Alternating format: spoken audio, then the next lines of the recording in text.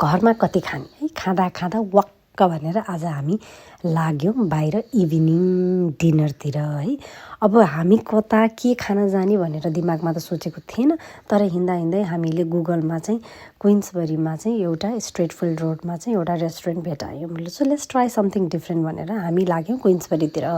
जाँदाखेरि त्यो रेस्टुरेन्टको नाम थियो दावत बार एन्ड किचन है। यो चाहिँ रेस्टुरेन्ट चाहिँ ओन बाई नेपालीले नै ओन गर्नुहुँदो रहेछ। एकदमै इन्भाइरोमेन्ट एकदमै राम्रो, customer service to the great है एकदमै। अनि रेस्टुरेन्टको layout, tidiness, everything was on the spot है। अनि हामीले चाहिँ सुरुमा चाहिँ बियरबाट सुरु गऱ्यौँ बारमा होइन। त्यस पछाडि नेपालीलाई मोमो खान मन लागिहाल्यो। मोमो चाहिँ रहेन रहेछ मेन्यूमा, तर हाम्रो अनुरोधमा उहाँहरूले बनाइदिनु भयो।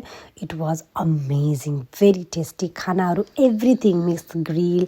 अब मोगो खायौँ हामीले, बिरयानी, दाल मखनी, नान, अब त्यही त हो नि राइस होइन, बेङ्गनका भर्ता, everything was delicious, very nice, highly recommended है। नेपालीहरू तपाईँहरू यदि क्विन्सबरी केन्टन ह्यारोमा बस्नुहुन्छ भने यो रेस्टुरेन्ट जानु होला।